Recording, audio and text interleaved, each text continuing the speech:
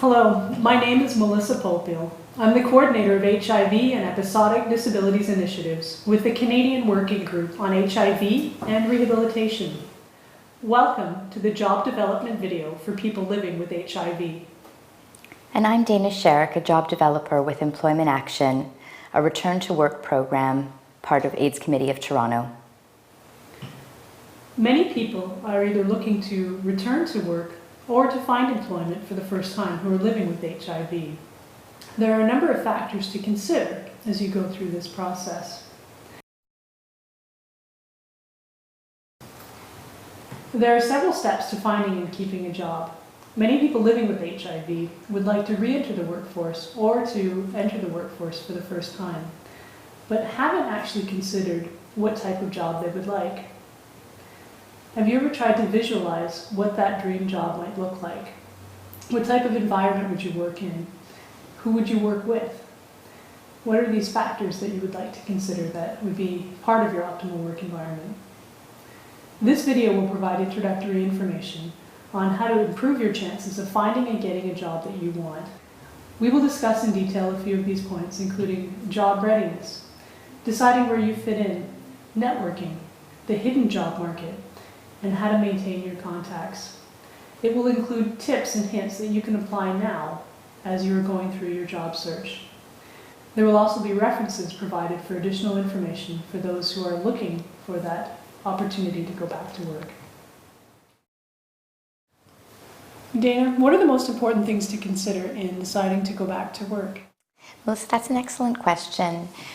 Some of the things to consider when going back to work is being able to visualize the kind of job that you actually want, the kind of environment you'd like to work in, how you'll dress, and how you'll present yourself. It's important to be emotionally ready when going back to work, meaning that you're able to create space in your life for a job. When you're not working, your life works a certain way. And often when you think about going back to work, there's a change and shift in priorities, and fear itself is scary. If you decided that going back to work is the right thing for you, you may find benefits that go along with working, such as a new social life, a feeling of accomplishment, and new opportunities for learning and growth. For example, dealing with rejection is not easy, as well as not knowing how your job is going to affect your health. Further to this, ensuring that you're mentally ready is also important and are prepared for the fear and anxiety that can come along with finding a job. We will look at specific strategies for dealing with fear and rejection later in the video.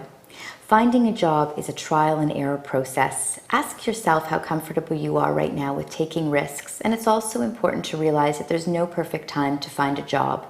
For anyone going back to work, employment involves taking a chance at attempting something new and different and challenging and hoping for the best. Dana, what are some of the practical things to consider when looking for a job? It's a great question. Some of the practical things to consider when looking for a job are examining your physical and psychological health and making sure that you feel up to working. Other challenges that can come up when looking for work are things like language fluency, experience in your job, access to childcare or transportation. There are many other factors for you to consider as well. What are your expectations when looking for a job? Managing your expectations versus reality involves doing your homework on the type of job you'd like and ensuring that your skills are up to date. Sometimes if you haven't been working in your field for a while, your skills and experience may not be completely up to date, and it's possible you may not be able to return to the job at the same level that you once were, as well as your salary may be different. You may find that it takes time to return to the level you were at previously, and you may find it beneficial to take a lower position as a stepping stone in getting where you want to be. Dana, with so many different types of resumes and cover letters available, how do you know which is the right type to choose? Developing good marketing materials such as an up-to-date resume, cover letter, and business cards are extremely important in your job search. It's important to select a resume in line with your job goal or field. There may be a different resume used for the service industry and a completely different style for the IT industry. Tailoring your cover letter and resume to a specific job can make a positive difference. When writing a cover letter, it's important to research the company and look at things like their vision statement and their mission statement, and find ways to align yourself with the company. Such as they may have a new environmental policy and you may have a specific passion for the environment. This is something you can state near the end of your cover letter. It will not only show the employer that you've read and you understand their business, but also that you value what they're about and that you share the same values. There are many resources available to help you write a good cover letter and resume, and they can be found online at your local library, bookstores, and also with an employment counselor near you. Dana, with so many different ways to look for a job, how do you know the best ways to find a job that's right for you? That's a great question, Melissa. One of the best ways to find a job is through networking. And networking is really socializing with the goal of information exchange. So getting to know what people do and also letting people know that you're job searching. But you want to be subtle about this, and coming on too strong might distance people. Networking can take place anywhere: your children's school, talking to other parents, religious groups, parties, really anywhere, and it can really open the door to the hidden job market. Dana, you mentioned the hidden job market. What is the hidden job market?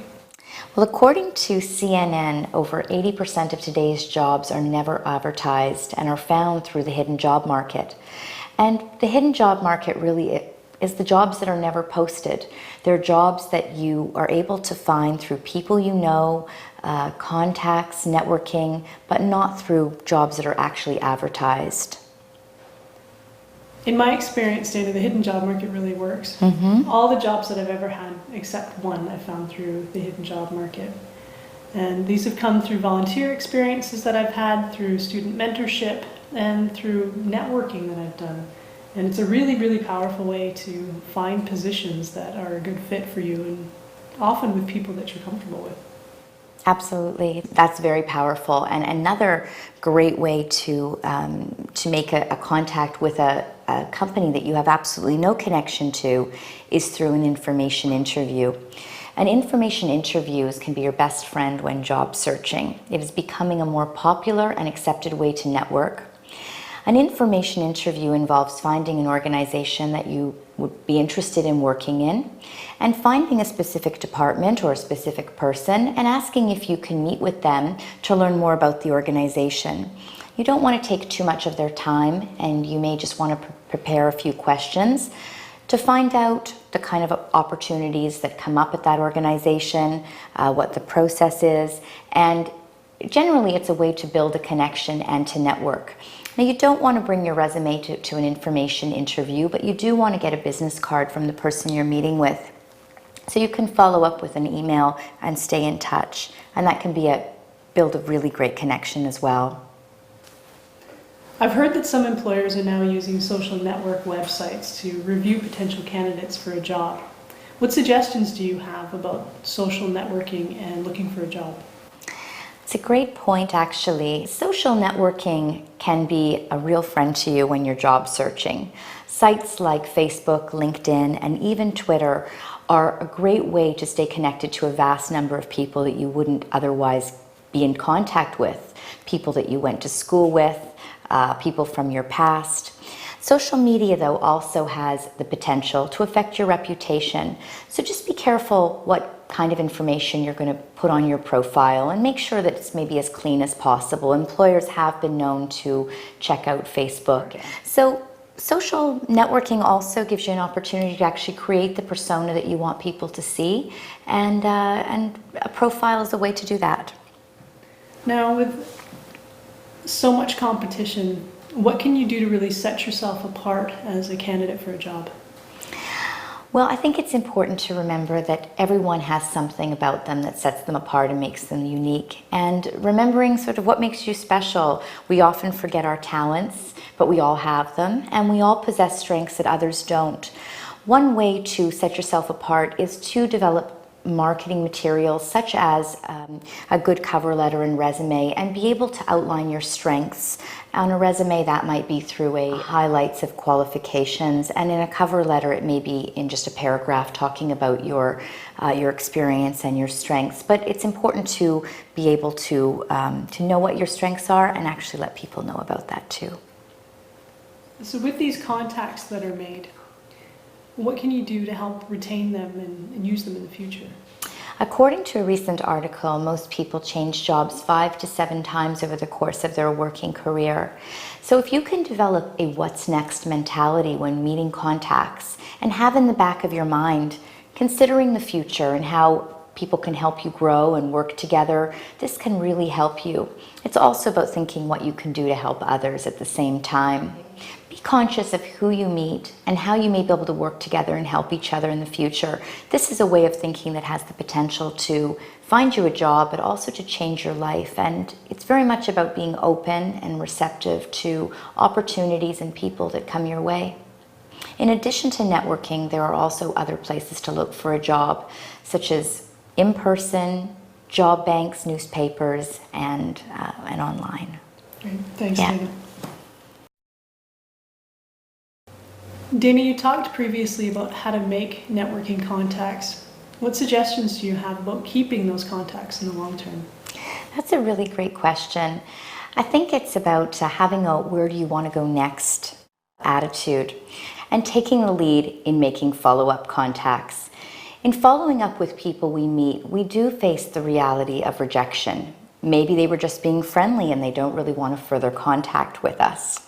This may happen because people are busy or they don't really see how the connection benefits them. However, each time you take a risk and you reach out, you become stronger and eventually you will make contacts that are mutually beneficial. Sorting through those contacts that may not be interested and those that are, as you move through the process, you will find contacts that are willing to assist you if you keep trying. Every positive connection will build your confidence with the next one. And reconnecting with previous people that were in your life, people you went to school with, previous volunteer opportunities, other associations where you had a positive experience, this can also be beneficial. What do you have to contribute? It's having a give and get attitude. When reconnecting with people, you may be wondering how they can help you, especially if you're in the middle of a frustrating job search. However, it's also important to keep in mind how you may be able to help them. And these are a few things to consider when making follow-ups and trying to make the most of the contacts that you have. Thank you, Dana, for being with us today. Thank you.